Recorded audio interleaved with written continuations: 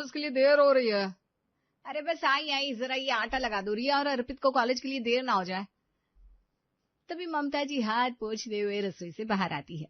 लाओ जी, क्या दे रहे हो आप, मुझे बताओ। ममता ये पकड़ो 15,000 रुपया, और इस बार घर का खर्च ठीक से चलाना, अभी बीच बीच में नहीं दे पाऊंगा मैं। हाँ भैया ठीक है। बस तेरी यही बात ना मुझे जचती नहीं है राजेश। अरे आज के समय में ऐसी पत्नी मिलना मानो जैसे अलादीन का चिराग।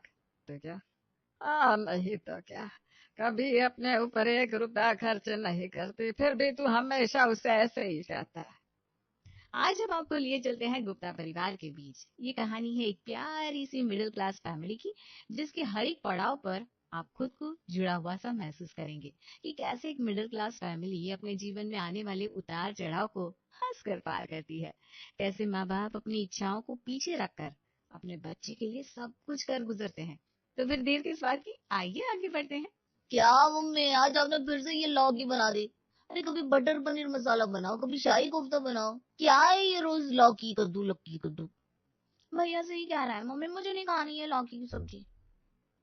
अरे लौकी की सब्जी सेहत के लिए फायदेमंद होती है, तुम लोग ये कब समझोगे, अब इतने छोटे तो हो नहीं। हाँ दादी, अब हम इतने छोटे नहीं है जो आपकी इन जलेबी जैसी बातों में आ जाएंगे। ये सुनकर खाने की टेबल पर बैठे हुए सब लोग हंसने लगते हैं। अच्छा बेटा, अब अगर तू इतना बड़ा हो गया है तो तू हमें कब से ये बटर पनीर मसाला और शाही कोफ्ता खिला रहा है, क्योंकि ऐसा कहा जाता है कि अगर बेटे के पैर में माँ बाप का जूता सेट हो जाए तो वो बराबर का हो जाता है। क्या बाबा आप भी। अरे सुनो तो सही, अब हम नहीं खिला पाए, इसलिए अब हमारा बेटा ही हमको रोज पनीर और मशरूम खिलाएगा। ये सुनकर रिया जोर जोर से हंसने लगती है और अर्पित का मुंह फूल जाता है। अच्छा अच्छा, ज्यादा हंस मत रिया, चल जल्दी से खाना खा, और कल ही तुम दोनों के लिए बढ़िया सी पनीर की सब्जी बनाऊंगी। अब तो खुश हो जाओ दोनों। अर्पित और रिया चहकते हुए अपनी माँ ममता के गले लग जाते हैं। ममता, जो कि सिर्फ नाम से ही ममता नहीं थी, उसकी हर एक बात में उसकी ममता छलकती थी। फिर एक दिन सब साथ में बैठकर टीवी देख रहे थे तभी, अच्छा सुनो पापा, अब आपको कुछ याद है अभी की नहीं? क्या रिया बेटा? अरे आपकी सिल्वर जुबली एनिवर्सरी आने वाली है। अरे हाँ, ये तो मैं भूल ही गई, इस बार की राजू की शादी के 25 साल पूरे हो जाएंगे। तो फिर इस बार तो ग्रैंड पार्टी होनी चाहिए पापा। आप तो बस बताओ, सारा अरेंजमेंट हम कर लेंगे। तभी ममता सबके लिए चाय लेकर आती है। बड़े खुश लग रहे हो तुम, ऐसी क्या बात है, मैं भी तो जानूं। अरे मम्मी, आपकी शादी को 25 साल कंप्लीट होने वाले हैं, तो इस बार हम कुछ अच्छा सा बड़ा सा सेलिब्रेशन करेंगे, हमने सोच लिया है। तुम लोग ना बस खर्चे की बात ही सोचते रहते हो, जाओ जाकर पढ़ाई में ध्यान लगाओ। पापा कभी तो अपनी जेब ढीली करो। हाँ पापा, इतना पैसे इकट्ठा करके क्या करोगे? माहौल की गर्मी बढ़ती देखकर ममता बीच में टोकती है। अच्छा सुनो सुनो, हम इस बार ना बढ़िया सेलिब्रेशन करेंगे, लेकिन एनिवर्सरी तो बाद में है। उससे पहले एक और गुड न्यूज सुनाती हूँ तुम लोगों को। अभी अभी तुम्हारी बुआ का फोन आया था। अच्छा, क्या कह रही थी जीजी? कह रही थी कि रोहन का रिश्ता पक्का हो गया है, और शादी भी ज्यादा लेट नहीं करेंगे, क्योंकि मार्च से तो गर्मी पड़नी शुरू हो जाती है। अच्छा, फिर तो शादी जनवरी या फरवरी में होगी। हाँ देखो कब निकलती है, जीजी जल्दी ही फोन करके बताएंगी। अरे वाह, रोहन भैया की शादी। मम्मी मैं पहले से कह दे रही हूँ, इस बार मुझे बढ़िया सा लहंगा चाहिए, और मैं चांदनी चौक से ही लूंगी। रिया, अभी पिछले साल ही तुम्हारी मौसी की बेटी की शादी में तुमको कितनी बढ़िया ड्रेस दिलाई थी। पापा वो ड्रेस मैं 3 बार पहन चुकी हूँ, और कितनी बार रील बनाऊंगी मैं उसी पर। लो जी, कर लो इनसे बात। अरे ममता, तुम जरा इनको बताओ, अगर मैं मेरी शादी का सूट अभी भी पहन लेता हूँ तो उसमें क्या कुछ घिस जाता है, अगर कुछ घंटे पहन भी लिया तो? आप रहने दो पापा प्लीज। इतना कहकर अर्पित और रिया वहां से नाराज होकर चले जाते हैं, और राजेश जी मुस्कुराने लगते हैं। अरे आप भी ना, बच्चे अब बड़े हो गए हैं, उनको क्यों छेड़ते रहते हो, देखो नाराज होकर चले गए।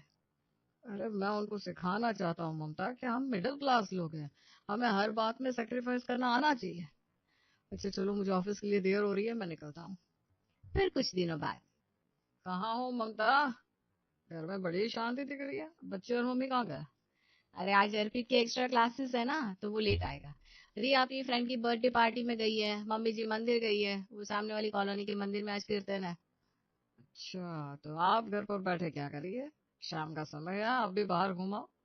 अरे मैं भी अभी बाहर से सब्जियां लेकर ही आई हूँ। अरे ममता, क्यों परेशान होती हो तुम? मैं कहता हूँ सुबह सुबह मुझसे मंगा लिया करो, तुम अकेले जाती हो तो मुझे बड़ा ही डर लगता है। अरे अब क्या डरना, अब हम कोई नई नवेली दुल्हन तो है नहीं जो आप डरते हो। अब पूरे 25 साल होने को आए। आप भी ना खूब मजाक करती है ममता जी। मुझे अकेले का डर इस बात का नहीं है जिसके आप मजे ले रही हैं। मुझे डर है कहीं गाय बैल आकर आपको मार ना दे, ऊपर से ये दिल्ली की घनी आबादी। अच्छा ऐसी बात है। शाम को सब्जियां सिर्फ इसलिए मैं लेने जाती हूँ क्योंकि सुबह यही सब्जियां दुगने दाम में मिलती है। अच्छा सुनो, यहाँ बैठो, मुझे तुमसे कुछ जरूरी बात करनी है। हाँ बताओ, ऐसी भी क्या बात है। अरे यहाँ आकर बैठो, कभी तो मेरे लिए भी समय निकाला करो मोहतरमा। अरे बच्चे आ जाएंगे, आप भी ना कमाल करते हो। सुनो, ये रहे तुम्हारे लिए कुछ पैसे जो मैंने कुछ टाइम से अकाउंट में बचा कर रखे थे। इनसे तुम अपने लिए मंगलसूत्र ले लेना।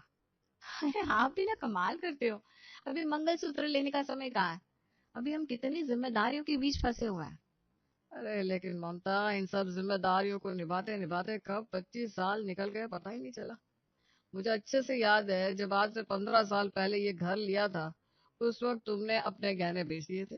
तब से आज तक हर शादी में तुम वो नकली गहने पहनकर जाती हो तो मेरा जी बड़ा ही बेचैन सा हो जाता है। अरे इतना सोचा नहीं करते, यही तो हम मिडिल क्लास वालों का जीवन है। अगर इतना सोचने बैठ गए तो जिएंगे कैसे। अब नहीं बनता है तो नहीं बनता है। अच्छा एक बात बताओ, चलो जिनके पास है वो भी कितना ही पहन रहे हैं वो लोग डर के मारे छिपा छिपा कर बैंक लॉकर में रख रहे हैं। बात तो सही है तुम्हारी, लेकिन इस बार एक मंगलसूत्र तुम ले ही लो, भले ही चाहे छोटा सा हो। सोने के दाम देखे आपने आसमान छू रहे हैं। अरे ठीक है ना, इतने पैसे में आ ही जाएगा ममता। और हाँ, जो भी थोड़े बहुत कम पड़ेंगे उसके लिए मैं बैठा हूँ ना। ठीक है, ला, इस बार आपका इतना मन है तो मैं भी मंगलसूत्र ले ही लूंगी। अच्छा अब चलती हूँ, रसोई में बड़ा ही काम फैला पड़ा है। आज तो वैसे भी तुम्हारे बेटे को वेज पनीर रोल खाना है वही बनाने जा रही हूँ। अच्छा, तो साहबजादे के लिए वेज पनीर रोल बन रहा है।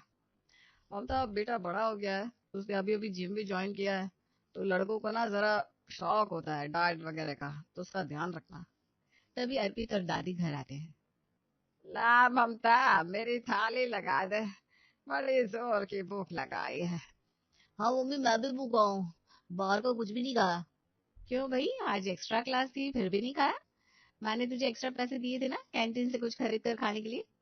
अरे मम्मी, उतने पैसे से घर वापस चला होगा ये सोचकर लालच आ गया। अब देखो ना, बस का किराया भी तो 45 रुपए हो गया है। ये सुनकर राजेश जी के कान खड़े हो जाते हैं। अच्छा, मतलब हमारे राजकुमार जी बड़े हो चले, आज पहली बार सुनकर अच्छा लगा। मेरा बेटा तो बचपन से ही समझदार है। देखा नहीं आपने, देखा नहीं आपने कैसे जब हम मेला देखने गांव जाते थे तो रिया को रोते देख हमेशा कह देता था, रिया को खिलौने दिलवा दो मम्मी, मुझे कुछ नहीं चाहिए।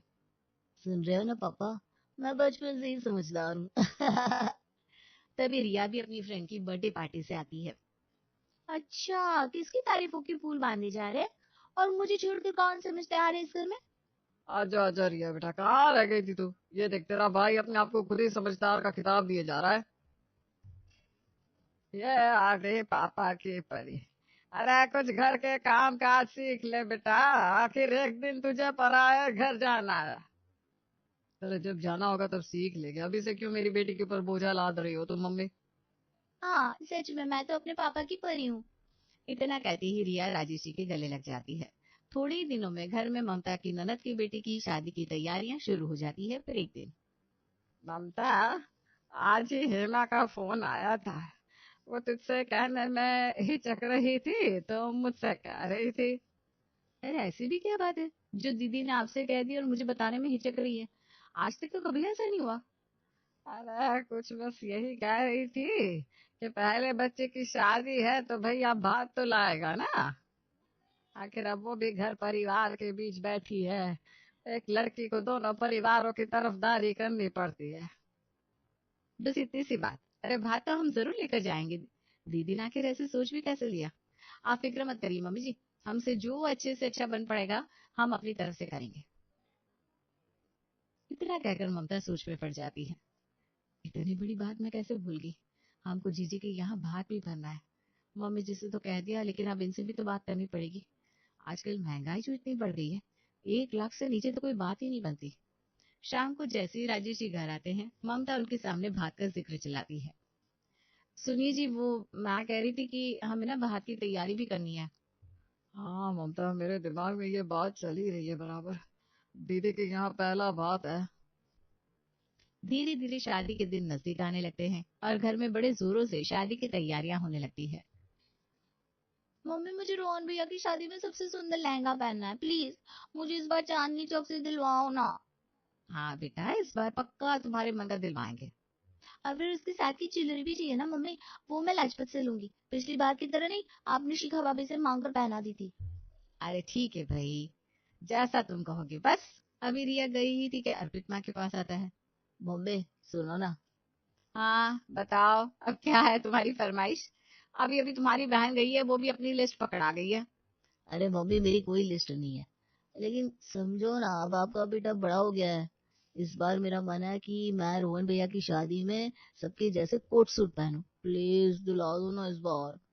अच्छा जी, बेटा इतना बड़ा हो गया कि अब कोट सूट पहनेगा? और नहीं तो क्या, अभी तक तो आप सबकी शादी में वही जीन्स शर्ट दिला देती थी, और ज्यादा शर्ट हुई तो एक स्वेटर। इस बार तो मुझे सूट दिला दो। और हाँ, फिर अप्रैल के महीने में कॉलेज की फेयरवेल भी होगी, उसमें भी काम आ जाएगा। ठीक है भाई, मैं आज ही तुम्हारे पापा से इस बारे में बात करूंगी। बस बच्चों की ये सब बातें एक तरफ बैठी दादी लज्जू भी देख रही थी, सुन रही थी। पता नहीं ममता कैसे ये सब अकेले हैंडल करेगी। मुझे तो इसकी बड़ी चिंता लगी रहती है। 2-4 दिन और बीत जाते हैं और फिर एक दिन सब खाने के टेबल पर होते हैं। मम्मी ये रहे पैसे। ममता, कल से तुम और मम्मी जाकर भात की तैयारी शुरू कर दो, क्योंकि अब ज्यादा दिन नहीं बचे हैं। हाँ राजेश, अब बस 20 दिन तो बाकी है। सारा काम समय से हो जाए तो ठीक रहता है।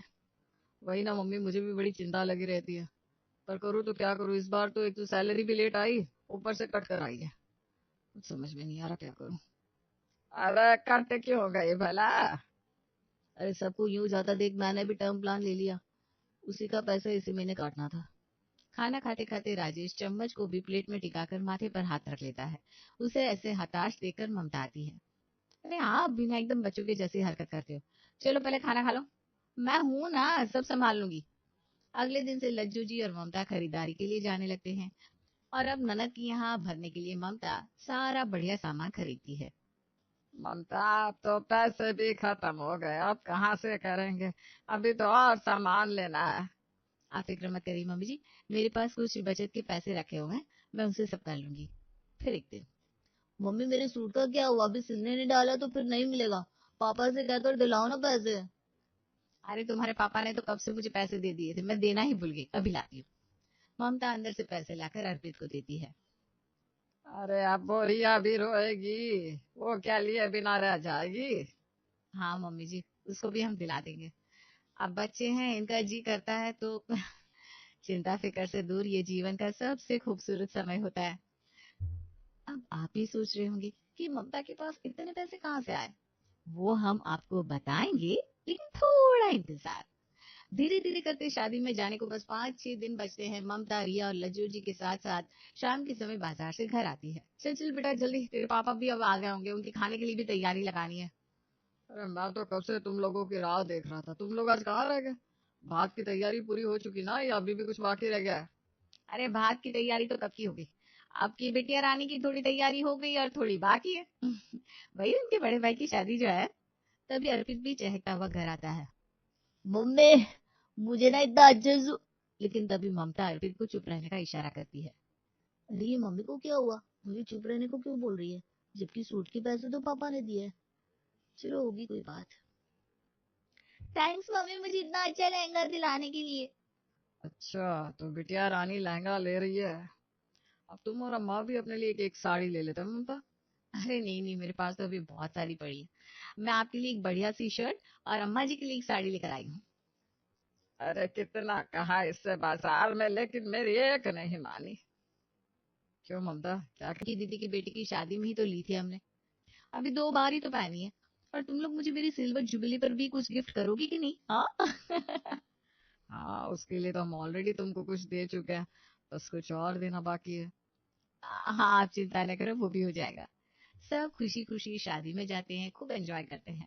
ममता और राजेश के बात को देखकर सब उनकी खूब तारीफ करते हैं, जिससे दोनों के चेहरे का सुकून देखते ही बन रहा था। अब सब घर लौट आते हैं और शादी की चर्चा हर रोज बड़े जोर शोर से चलती रहती है। फिर एक दिन, मम्मी सुनो ना, पापा से कहकर एक बाइक दिला दो ना। पूरे 4 साल इसी पब्लिक ट्रांसपोर्ट पे या फिर दोस्तों की गाड़ी पर लटक लटक कर बीत गया। अब तो दिला दो, बस कुछ डाउन पेमेंट दे दो, बाकी मैं देख लूंगा। ठीक है, बात करते हैं आज तुम्हारे पापा से। शाम को राजेश जी ऑफिस से आने के बाद जब गर्म चाय की चुस्कियां ले रहे थे, तब ममता को राजेश से बात करने का ये सबसे ठीक समय लगा। सुनिए जी, वो अर्पित कह रहा था कि हाँ, अब एक नया खर्चा तैयार होगा उसका, मुझे अच्छे से पता है। अरे आप क्यों नाराज होने लगते हैं?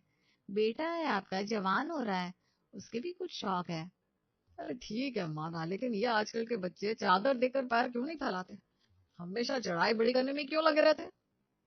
अरे वो बाइक के लिए कह रहा था। मेरे पास तो पैसा है नहीं, तुम्हारे पास हो तो दे दो। अरे बस डाउन पेमेंट की कह रहा है, फिर उसे कोई पार्ट टाइम जॉब भी देख रखा है, उससे ईएमआई भरता रहेगा। जैसा तुम दोनों को ठीक लगे वैसा करो। ममता अर्पित को अपने पास रखे पैसे में से बाइक दिलवा देती है और अर्पित की खुशी का ठिकाना नहीं रहता। मम्मी भैया को अपने बाइक दिला दी, मैं कब से कह रही हूँ, मेरा फोन खराब है, वो नहीं दिलाया आपने। अरे मेरी फूल से राजकुमारी, नाराज ना हो, अभी तुम्हारी बारी। ये ना मुझसे हमेशा चिढ़ती रहती है। भैया मैंने आपको कुछ बोला क्या?